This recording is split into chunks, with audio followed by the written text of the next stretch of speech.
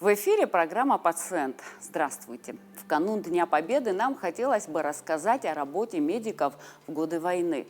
Сложно переоценить их вклад в победу. Каждый гражданин нашей страны старался приложить максимум усилий, чтобы победить врага. Врачи и медицинские работники не стали исключением. С первых дней войны они спасали бойцов, не жалея себя, вытаскивали раненых с поля боя и оперировали сутками без сна. Все это ради достижения одной цели – победы. В сегодняшнем выпуске работники на тот момент Гудаутского, Творчальского и Афонского госпиталей расскажут о тех сложных временах, вспомнят своих коллег. Мы также покажем вам кадры военной хроники, чтобы передать атмосферу тех тяжелых, но героических времен. Когда началась война, педиатр по профессии Игорь Цышба был заместителем главного врача Гудаутской больницы, так как тогда главврач был в отпуске, и он исполнял его обязанности. И когда уже все было переведено на военные рельсы, его назначили начальником военного госпиталя в Гудауте, где он и проработал всю войну. Игорю Цышбе с коллегами пришлось организовывать всю работу. Когда я услышал, началась война, конечно, я в это не поверил, что у нас же всегда разные слухи ходят. Потом меня вызвали в администрацию района, глава специально дал задание, сказал, что началась война, организовываю госпиталь. Но так как у нас опыта с госпиталем был, я, в принципе, не знал вначале, что за организация, как ее организовать.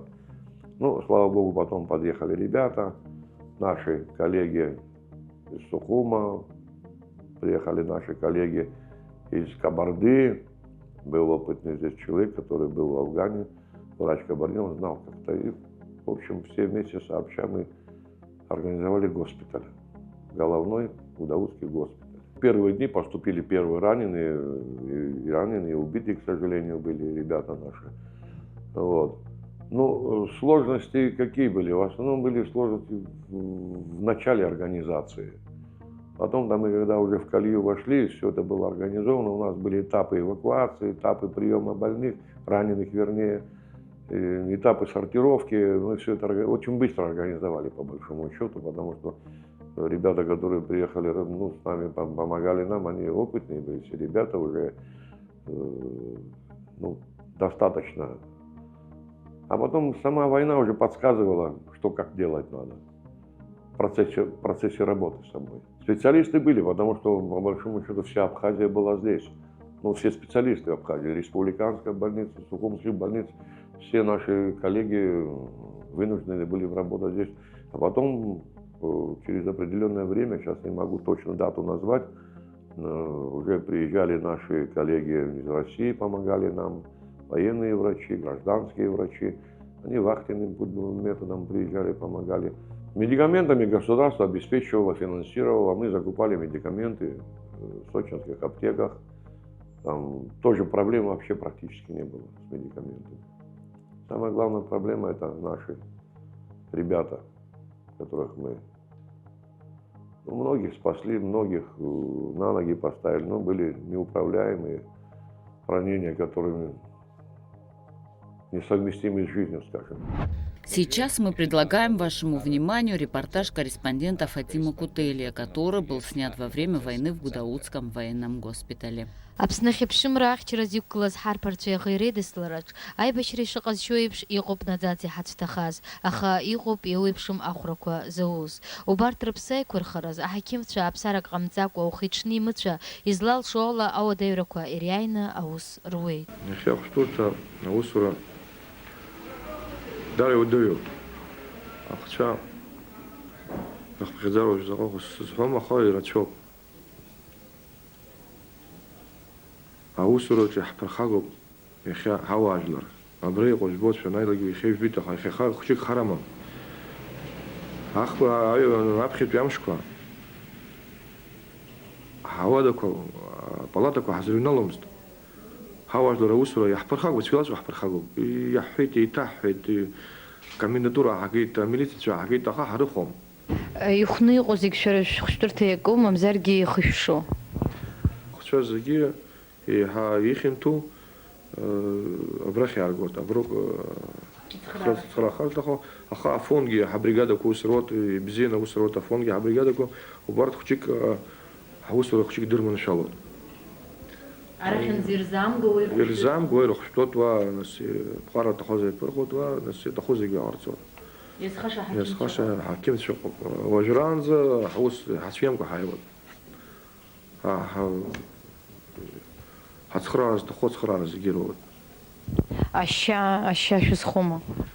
Аща хасхот аща хачгизм нас аща я нахтахоз гойро нас донор чхамок машина ко хаштот حيث جرياتي لقوبة سيد حكيم يخي أخذ في أرجاز عيبش رقمت حراسي دخي غور داري رتشو حتى حكيم سزيج غوب حب خزوا يشبانك زر أوبراي نرخ شناكم يمشوا ما ينفقوا يمشوا يبعزنا يشتان أحزيج غوب أخ حكيم تشا يخيروف زيك رتشو يروف زيك رتشو أجزك حراس يحتخو أبري حاشسوا أبرا حكيمت حراس يغرتو زيجي كوب أشيميز في زبنيايو أبري يقوب أبريس سنتر إنفورماتي قصو وبريز علاد يرال حود إخا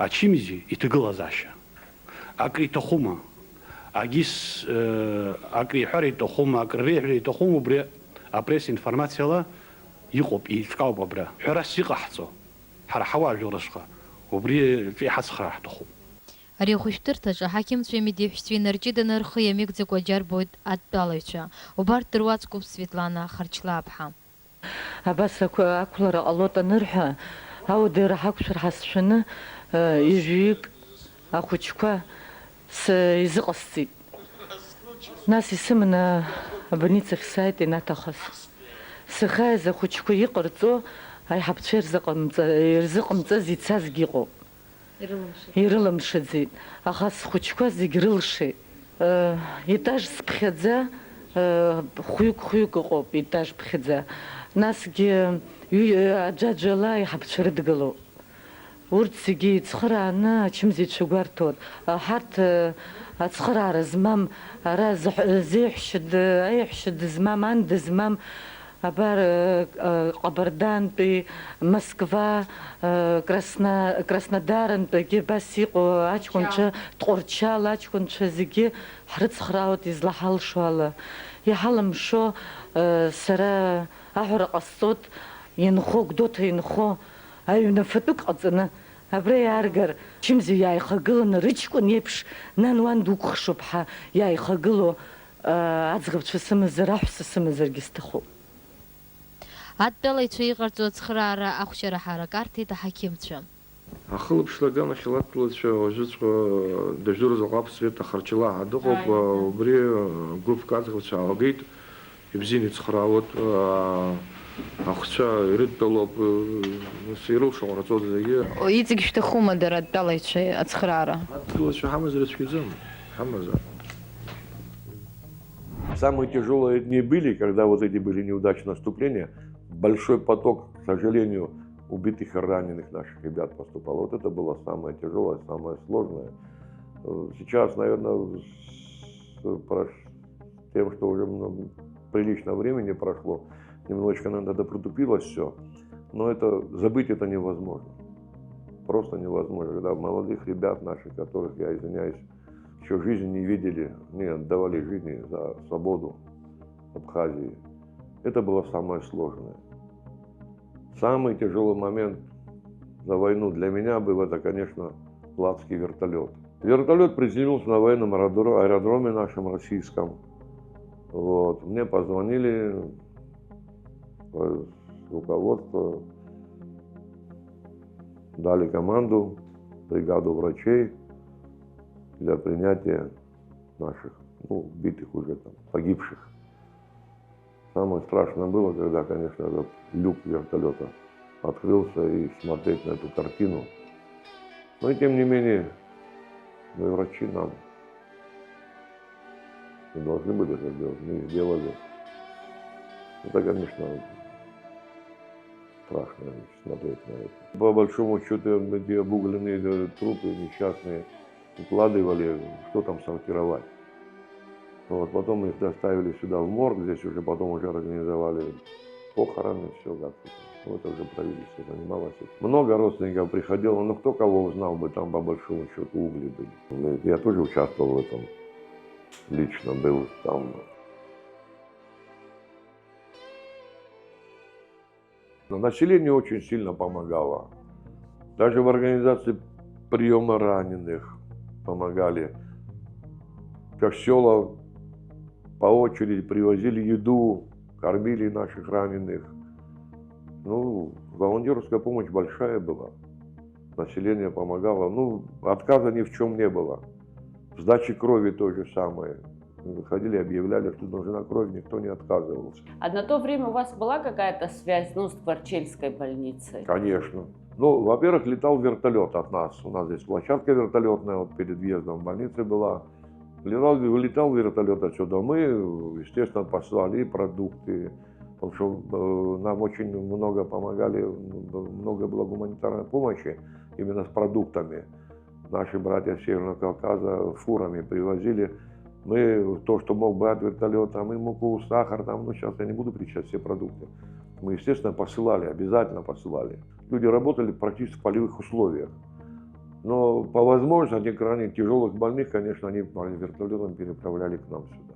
А тех, кому нужны были какие-то узкие, там, специализированная помощь узкая, мы их отправляли в Россию. Там тоже наши представители встречали их и организовывали лечение. У нас был штаб организован в госпитале. Возглавлял штаб Тар Владимирович Осия, знаете такого, да? Вот. Ну и все ребята, у каждого была своя сфера деятельности. И все мы, конечно, общались и с родственниками, особенно с родителями погибших. Ну, сказать родителям погиб сын, это очень сложно было. Я, например, пытался это избегать, потому что я не знал, как это сказать человеку. Да не только я, наверное, все избегали. Ну, в конце концов, они узнавали сами это чувство. Они же все, когда поступал поток раненых и погибших, все же полный двор родственников, они все равно сами находили, видели все это. Тут и говорить-то много особенно не надо было, они сами знали. Также те же бойцы, которых привозили, они сами сообщали родственникам. Бывали такие моменты, когда прямо с поля боя там убитого домой возили сразу, не завозя сюда. А эти кадры, которые вы видите, были сняты режиссером абхазского телевидения Мираном Гамге. Сразу после освобождения Гагры съемочная группа телевидения посетила больницу. И вот какой там была ситуация. Сегодня утром еще были заняты все эти койки.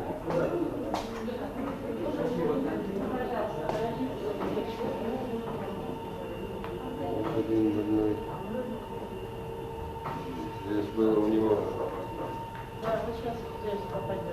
осколочное ранение, проникающее в живот, с повреждением участка тонкой кишки. Здесь произведена резекция, около 15 сантиметров тонкой кишки, наложен анастомоз. Ну, в общем, пока послеоперационный период протекает без особенностей. То есть, в принципе, так, как должно идти. Пока каких-то глобальных осложнений, которые могут возникнуть при таких ситуациях, пока мы не наблюдаем. Случайно попал в район перестрелки. Без оружия, без ничего. Случайно туда попал. И попало в пуля сюда, в живот. И я уже сам же хирург. И прекрасно знаю, чем это кончится, если быстро не доставить. Эта кишка выведена сюда, отсюда влетела, выведена. Прекрасно знаю, чем кончится, если быстро не... Я потом перегнулся вот так, согнулся, чтобы кровь не шла. И узнали меня и рискнули, привезли. Доктор попал в перестрелку совершенно случайно. Его узнали на месте, местные абхазцы, жители города Гагра, и, рискуя собственной жизнью, привезли его в реанимацию. Он был прооперирован, сейчас состояние удовлетворительное. Да, вот это. Все в порядке. Простите, а вы кто будете? Как вас зовут? Егор Амир меня зовут. Очень приятно. Вы здесь работаете, да? Я здесь работаю. И я здесь работаю. Да. Оба хирурги тут, да? Оба хирурги, да? Здесь работаем, здесь живем. Дом здесь. Да, выздоравливаете. Спасибо. Звонят с Гангрецкой больницы, вроде что вот пошел слух такой, что вот я был убит во время перестрелки в городе. Ну, я живу, слава богу, работаю, исполняю свой долг. Спасибо. Да.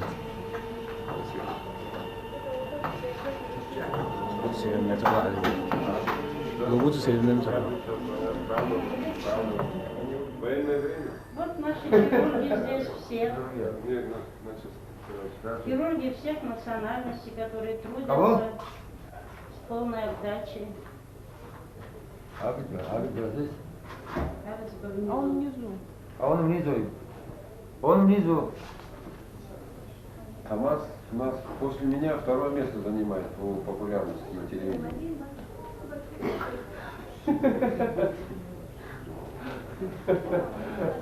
Так, опять мне. Но с тебя начали, до боя закончили. Сколько должен давать? Пожалуйста, больной в Донбасс поступил 2 дня назад с ранением грудной клетки. Было повреждено легкое, операция произведена удачно, чувствует себя хорошо. И больной Хишба. Тоже было ранение грудной клетки, тоже повреждение легкого. Состояние тоже удовлетворительное, переведен в реанимацию. На самом деле, я даже сам не ожидал, что мы так можем работать. Мы на самом деле великолепно сработали. У нас были организована медицина госпитальная и догоспитальная. На этапах эвакуации были организованы, был передовой госпиталь в Новом Афоне, когда крайне тяжелых, которых довезли сюда, оперировали там, работали там. У нас был организован поезд эвакуационный. Ну, естественно, автомобили работали. Частники помогали очень сильно, приезжали, сами говорили: ребята, кого надо привезти, поедем, мы на передовую привезем. У кого были машины вот с высокой проходимостью, они помогали нам. Служба была хорошо организована. Ребята все работали. Прекрасно.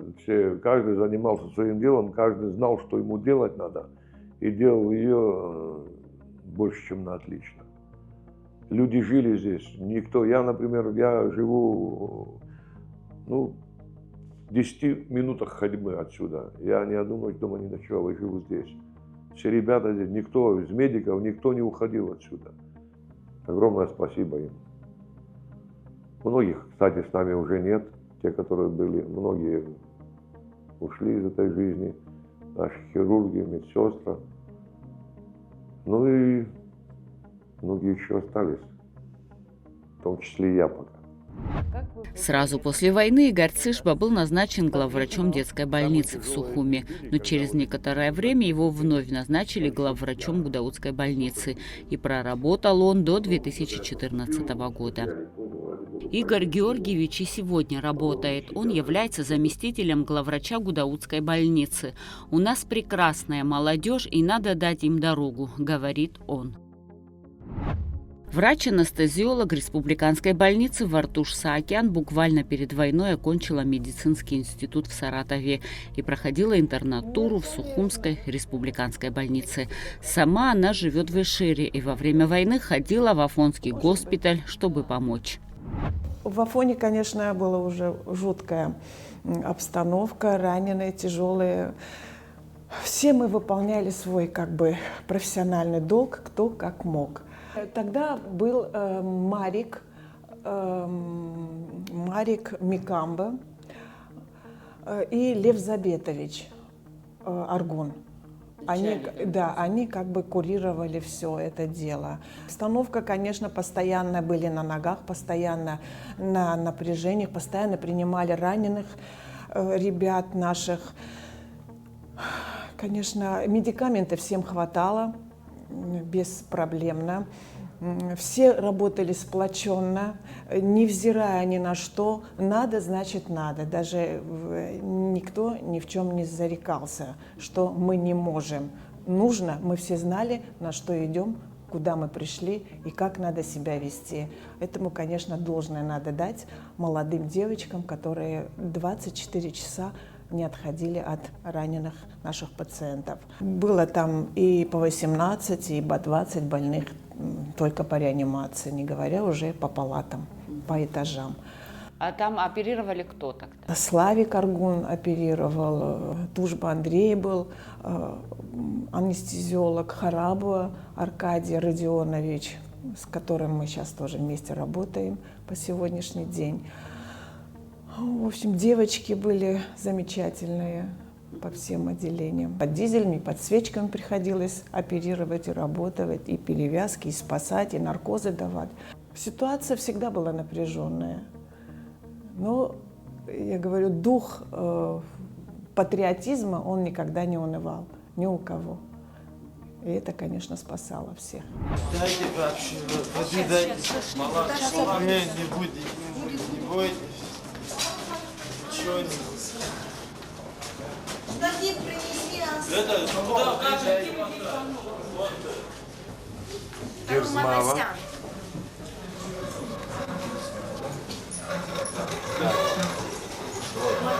Мандасян, третий, четвертый. Давай. Вот это вот.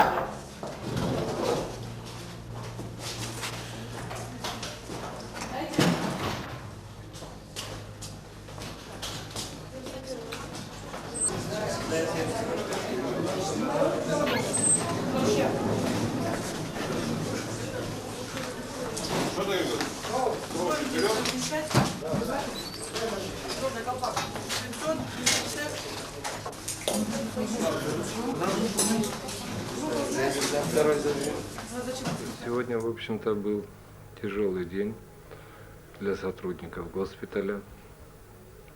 Пришлось оказывать помощь тяжело раненым, которые поступали из района Шромы. Учитывая то, что длительность доставки была большая, больные доставлялись в тяжелом состоянии. Двоих из них пришлось оперировать в условиях нашего госпиталя с тяжелыми ранениями грудной клетки.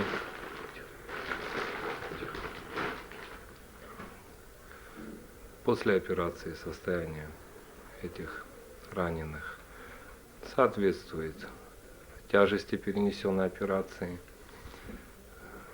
К сожалению, в общем-то, не обошлось без трупов. Это с района Шромы были доставлены 2 трупа. С района Нижней Шеры доставлены были 3 трупа. В общей сложности поступило в течение 1,5 часов 23 раненых. Я хочу отдать должное коллективу, который, в общем-то, работал сплоченно, слаженно. И, в общем, та необходимая помощь, которая нужна была раненым, оказывалась в полном объеме. А все раненые и убитые у вас фиксировались? В этом плане, в общем-то, у нас конкретно есть лица, которые занимаются регистрацией раненых. Все раненые регистрировались пофамильно, так что все выяснены. Нет, в смысле, мимо вас в Гудауту прямо не везли или обязательно сюда завозили? Мимо нас практически только 1 раненый. Медики, они одну из главных ролей они сыграли в победе, спасая жизнь наших раненых, тяжеленных вытаскивали. Мы сами радовались тому, чего мы добивались по отношению наших пациентов. Мы и плакали, и смеялись, и голодные, и холодные, под свечками и оперировали, и спасали жизнь наших ребят. Хочешь, не хочешь, боишься, не боишься, все мы молодые, со студенческих скамей, но надо, значит надо. И как бы это психологически тоже имеет очень большое значение, быть сильным и уметь делать в данный момент то, что необходимо в первую очередь. И по сегодняшний день больной поступает в реанимацию, то есть мы должны делать то, что должны делать, обязаны. То есть то, не навредив больного пациента, мы должны делать то в первую очередь, чтобы спасти больного, то есть шансов дать больше на выживание. Вартуш Саакян и по сей день работает в республиканской больнице в отделении реанимации. В этом году она отметила 32-летие трудовой деятельности. Она с детства хотела стать врачом, осуществила свою мечту и считает большим счастьем то, что сумела внести свою скромную лепту в нашу победу. Хирурга Маврика Чагава новость о начале войны застала на рабочем месте в Очимчирской больнице. В тот день он пытался поехать в Тхуарчал, где нес дежурство, но не смог. Когда обстановка в Очимчире совсем осложнилась, он со своими коллегами, абхазами, несколько раз пытались покинуть город через море. И только на 4-й раз им это удалось. Они высадились в Сочи, его друзья отправились к своим семьям в Россию, а он вернулся в Гудауту. К тому времени Гагра уже была освобождена. С Гудауты он на вертолете отправился в Тхуарчал, а оттуда уже в Чгерту, где его коллега Даур Гургули организовал госпиталь. Я знал, что Даур Гургули был в Чгертах уже. Вот хирург с кем мы одноклассники. Вот. Думаю, я перееду туда. Ну, где-то через несколько дней уже на скорой сели, взяли меня до глада центра. Хагин Халет, Кочара еще не было взята. И начался обстрел оттуда, с Кочарагана Хала. Потом он ушел, машину оставил меня, я пешком оттуда, через верх еще выше дорога есть. Пешком пришли, Чгердахайт, Даур Вадаган. Вот и там был я, значит, всю зиму, мы два хирурга, пока снег не начал таять, я там находился в Чгердах с Дауром. Вот, он анестезиолог и хирург, он наркоз давал, интервенный делал, я оперировал, он вместе оперировали. Ну, там девочки были, значит, Зантария, Света, одна операционная сестра. Там еще ехал на Ацхаб, что у Схацизос. Кого можно было отправлять, ну, если можно было там лечить, мы там делали. А в основном из шока выводили, первую помощь врачебную, первую помощь оказывали и на машинах уже отправляли. Там, да, и в Тхуарчале увозили, практически тяжелых больных. Птол, бомбу Кокарыч, и очень много поступило раненых. И стация Губрад Наргит, и Саш Савиджу Хни Наргит Убра. Конечно, много, но два хирурга это немало. Все равно, что можно было сделано, чтобы транспортировать, чтобы довести, вот так делали. Медикаменты, ну, они вот, значит, с Тхуарчали они брали. Кукурузник иногда садился, что-то привозил, обезболивающие препараты. Потом Тхуарчал, с Тхуарчали мы сообщались с нашими хирургами, с тхуарчальскими, оттуда получали. И вот так вот выкручивались. Только инструментов ничего не было. По-моему, первые дни ампутировать нечем было. Вот, Даур Гургули обыкновенное железо, вот железо чем пилит, это ножовкой. Иршина убрала, ампутацию. Потом поехали Хапшай, Тагит, Хайцхарава. Вот так выкручивались. Света не было, но ребята еще сделали какой-то генератор, значит, через генератором, чтобы ток был, такое тоже сделали. Ну, операции там много, сосуды сшивали, ну, что можно было везти, трубки ставили, отправляли, что можно было довести. Вот первая врачебная помощь, вот так вот мучились. Но я был там только, пока снег начал таять, а снег большой был. Уже машины не могли ходить, даже техника военная не ходила из-за такого снега. Чгерта же горная местность, там наверху. Вот. Потом я переехал уже в Тхуарчале, я уже там в госпитале начальником был. И...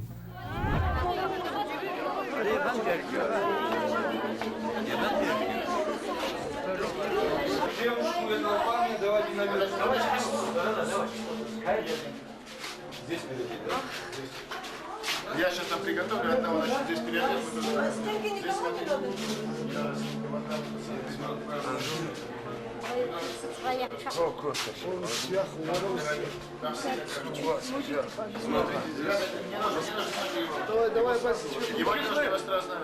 Давайте нам возьмем. Давайте поднимайте наверх.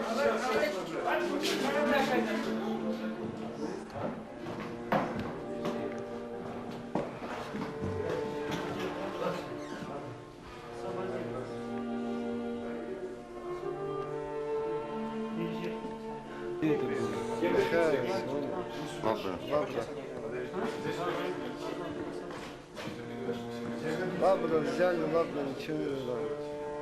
Наши уже сидят. До трассы пошли? До трассы пошли, да, наши. Тебя куда ранили? Здесь вылетел, сзади попал. Это автоматное ранение. Пулемет. Пулемет. Позвоночник целый.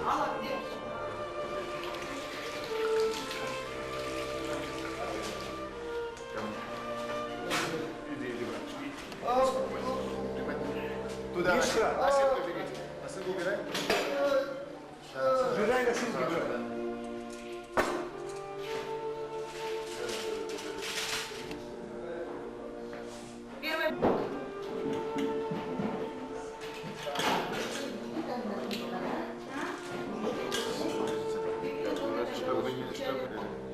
А 25-е можно перелететь? Артерию давно уже потеряли. Здесь гематома есть? Гематома приличная. На сосуде? Челика, ну, там он в блокаде был, но ну, вот, препараты получали только с вертолета, чтобы вот, доставляли они вот, кукурузникам. Тхани, понял, вон там где-то еще садились. А там у нас хирургов там было достаточно. В самой больнице, значит, там 2 этажа, 2 операционные там у нас были. В подвале уже Роберт Сакс был такой, Роберт Григорьевич. Вот, он травматолог сам. Вот, мы организовали внизу в подвале операционную. Там же снаряды летали все время, там бомбили. Вот, и в подвале у нас операционная была. 3 операционные были у нас. Когда раненых много поступает, шел в сортировку. Кого раньше взять на стол, чтобы не пропустить, кого раньше того. Кто может ждать, если ампутированная нога, если жгут наложен, не кровит, может подождать. А если ранение живота, грудная клетка, это уже надо было оперировать, уже срочно было брать и по бригадам организовывать, как вот так вот работали. Обезболивать было чем. И аша альбил резон наргла когда хавал разного резон шаги выгиган. Между прочим, очень мало было обычных больных во время войны. Вот желудок одного больного оперировали за вот всю войну, в Фальчеле резекцию желудка делали. Там, потому что вынуждено было, там язва была, кровотечение, пришлось оперировать. А так этих болезней тоже не было. Это нервный стресс, нервное состояние приводит к тому, что другие болезни не проявляются в это время. Только были с зубами, зубы больных много, и в Чкердах тоже их много было. Мы сами удаляли нехорошие зубы с Дауром, помню. А вот это вот так, на войне так, другие болезни мало бывает, проявляются всегда. Скажите, на чьи плечи ложится больше всего операций из хирургов? Вы можете назвать персонально? Ну, все хирурги у меня квалифицированы, но в основном полостные большие операции, в основном Максим Андреевич Шаповалов, Шамба, Попава. Вот ведущие наши хирурги из травматологов Мендиашвили, Омар Григорьевич, Сакс Роберт Григорьевич. Вот, собственно говоря, вот, кого я назвал, больше-то и не имею в хирургии. Вот я вижу, здесь мы находимся в помещении, которое специально для врачей сделано как больничная палата. Они у вас тут и днюют, и ночуют, насколько я знаю. Да, вот с момента войны, как говорится, казарменное им положение, вот их условия, сразу же видно, они сутками не выходят. Работаем же вместе. Вот недавно мы оперировали вместе с Максимом Андреевичем. Осколок в шею попал, повредил позвонки. Мы доставали практически вдвоем. Там кто оперировал, кто ассистировал, трудно сказать. Так часто бывает. Роберт Романович, сколько лет вы работаете в больнице? В этой больнице? Вообще? В Врачеле с 69-го года. Ваш врачебный стаж? 35 лет. Условия у нас тут очень сложные. Часто не хватает самого необходимого. И тем не менее, не знаю, мне кажется, ребята молодцы. Вы имеете в виду своих коллег? Я имею в виду и девочек. Вы знаете, мы уходим в 2-3 часа ночи из операционной, они садятся и делают шарики, салфетки. Война скоро кончится. Трудное время мы пережили, полгода было трудно. Было холодно, голодно, было трудно работать, не хватало лекарств. А сейчас уже, я думаю, все это наладится. Одновременно поступает несколько больных, и нам приходится отбирать, кому необходимо оказать срочно помощь. И на 2 столах приходится подключаться и выручать, как говорится, и хирургов, и самому выходить из положения. Ну, есть один аппарат, к сожалению, единственный, только он один у нас. Поэтому в одной операционной, как говорится, более-менее справляемся. А вот другой операционной, в экстренной, там, где нету соответствующей аппаратуры, нам тяжело справляться. Но приходится. Больным помогаем, чем можем, и пока что не жалуемся, слава Богу. В Жгердах был, значит, эвакогоспиталь. Вот Даур Алмасханович и я, 2 хирурга были. Так, а значит, Чулов тоже был госпиталь. Ну, от Кадори до Джгерды еще это к нам привозили только. Да, в Жгерду. А с Жгерды мы отправляли только в Врачель отправляли оттуда. А Чулов, конечно, там же территория тоже, там тоже попадали раненые откуда, конечно. Ну вот Попава Джамбул Нурович, заведующий хирургией был в Врачеле, он там, и вот и Сакс Роберт Григорьевич, Немчинов, Деметинов, они там были вот так, Вова Шамба, Владыку Чуберия, вот сейчас вспоминаю бедных. Шаповалов, хирург, хороший хирург. Он во 2-й больнице работал после войны. Он там в Качеле работал. Я только вот в Сачамчире, и Даур младший работали в Ургуле. Вот так со стороны. А так в Врачельце все там были практически, кто работал до войны. На войне воевали с оружием, а у нас тоже шла война, мы воевали со своими инструментами, спасали их, чтобы они могли воевать. Друг другу помогали. И медики сработали, и гражданские люди наши сделали то, что даже больше, чем можно было сделать. Так что я ничего не могу сказать на эту тему. Все работали прекрасно, и потому и выиграли. Хирург Маврик Чагава и сегодня трудится в республиканской больнице. Ему присвоено звание «Заслуженный врач Абхазии». Стоит отметить, что сегодня в республиканской больнице работает 61 человек, которые во время войны работали в разных госпиталях. Среди них есть и врачи, и средний медицинский персонал. Они сегодня продолжают работать на благо своей родины. В канун Дня Победы руководство больницы оказывает им и семьям погибших финансовую помощь.